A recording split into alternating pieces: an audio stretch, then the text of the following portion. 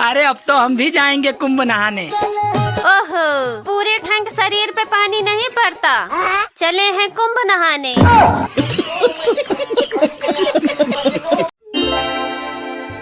अरे बहू क्या बात है, मुंह क्यों फुला रखा है? मम्मी जी क्या मेरी नाक टेढ़ी लगती है? ना बहू। मम्मी जी क्या मैं खड़ूस दिखती हूँ?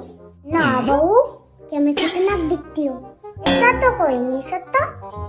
तो मम्मी जी सब लोग मुझे ये क्यों कहते हैं कि तू अपनी सास की जैसी लगती है?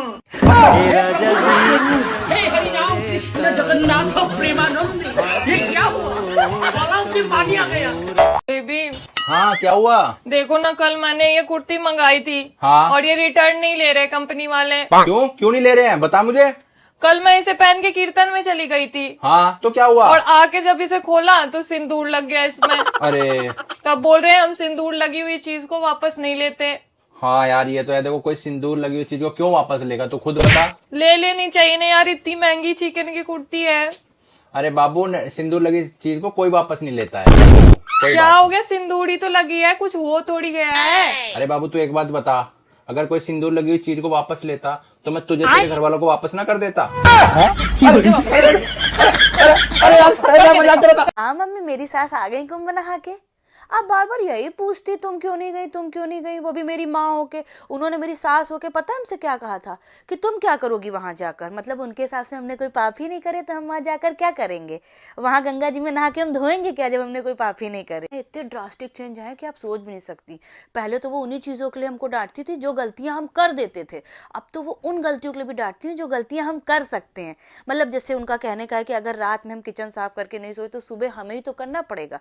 तो वो कहती चाहे 2 बज जाए किचन साफ करके ही सो। हर आदमी अपनी चीजों के लिए खुश होता है, मेरी सास मेरी चीजों के लिए खुश होती है। पता है जब उनकी नंद आती है तो वो इतनी खुश नहीं होती, हमें तो लगता है उनका मुंह भी बन जाता है। लेकिन जब मेरी नंद आती है तो वो इतनी खुश हो जाती है कि पता नहीं उनको कौन सी खुशी मिल गई है। अच्छा, कुंभ के आने के बाद हमने एक और चीज नोटिस करी कि वो हमको डायरेक्ट किसी गलती के लिए डांट ही नहीं रही। कभी पापा जी से कहेंगी, कभी इनसे कहेंगी, मतलब दीदी तक को फोन करके बता देती, लेकिन हमको पता ही नहीं चलता है कि ये गलती हमसे हो गई। हमको तो बाद में 2-3 दिन बाद पता चलता है।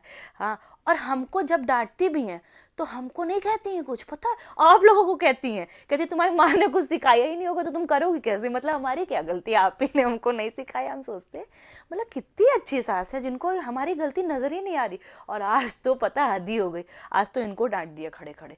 कह रही थी और करो शादी, तुम्हें बहुत पसंद थी ना, देख लिया शादी करके क्या पाया। मतलब इनकी गलती है कि इन्होंने हमसे शादी करी, हमारी कोई गलती नहीं। ऐसी सास भगवान सबको। सुबह सुबह ना मेरे मुंह मत लगो, दिमाग खराब कर देते हो। वो तुम्हारे मुंह लगना भी कौन चाहता है? तुमसे शादी करके ना आज तक पछता रहा हूं मैं। बात तो सही है। तुमसे अच्छा तो मेरे अलमारी के कपड़े हैं, कम से कम इज्जत तो देते हैं मुझे। वो कैसे? जब भी अलमारी खोलता हूं ना 3-4 कपड़े मेरे कदमों में गिर जाते हैं आके।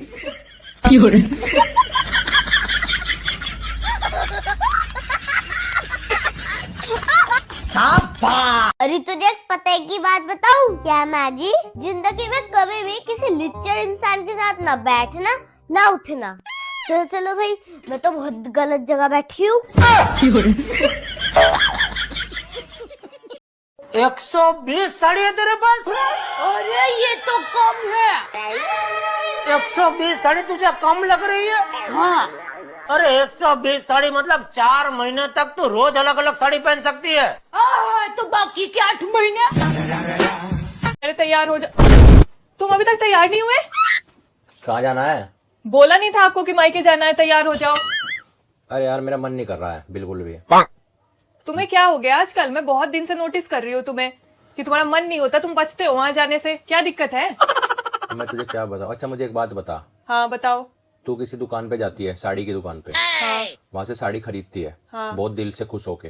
हाँ। ठीक है, और वो साड़ी तू घर ले आती है। ठीक है। फिर 1-2 दिन उसे पहनती है, ठीक है, देखती है, और फिर उसे धोती है। तो वो अपना रंग छोड़ देती है, ठीक है, या अपना रंग दिखा देती है। हाँ, तो फिर और वो खराब निकल जाती है बेसिकली। हाँ। तो क्या तेरा उस दुकान पे जाने का दोबारा मन करेगा कभी लाइफ में? पागल हो क्या? मैं ऐसी दुकान पे क्यों जाऊंगी? 10 बात बता के आऊंगी उसे कि इतनी गंदी साड़ी दी है कि वो रंग छोड़ने लग गई है, रंग दिखा रही है अपने 2 दिन में ही। और उस दुकान पे ऐसा होता है कि तो उस दुकान पे कोई बात बताने जाएगी, तुमने ऐसी साड़ी दी है, रंग दिखाने लग गई, वो ऊपर से वो तुम्हें सुनाने लग जाए वो दुकान वाले। ऐसे कैसे सुनाने लग जाए? तो तेरा मन नहीं करेगा ना ऐसी दुकान की तरफ देखने का भी? मैं तो मुड़ के भी नहीं देखूं दुकान में, दूसरे दुकान में जाऊंगी। हाँ, तो मैं इसीलिए नहीं जाता तेरे घर। मेरे घर? हाँ, एक तो तुझे वहां से लाया, ऊपर से तूने अपने रंग दिखा दिए, ऊपर से तू खराब निकल गई, ऊपर से तेरे घर वालों को जाके वहां कंप्लेंट करता हूँ तो वो मेरे ऊपर ही चढ़ते हैं। क्या कंप्लेन करते हो तुम? ये साड़ी और ये कहानी तुमने मेरे लिए बताई थी क्या? हाँ, और तेरे घर वालों के लिए। हाँ तो मत जाओ बस, आए बड़े। हाँ तो कौन जा रहा है?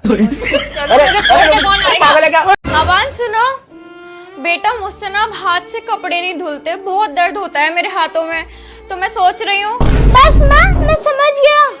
छोटा सा मेरा जहां है। मैं तैयार हूँ माँ, बहू लाने के लिए। रात को कपड़े धोने की जरूरत नहीं पड़ेगी। अबे नालायक, मैं वॉशिंग मशीन लेने की बात कर रही हूँ। सुनो, मैं तुम्हारे साथ हमेशा खुश रहना चाहता हूँ। तुम ना पहले डिसाइड कर लो, मेरे साथ रहना है या खुश रहना है।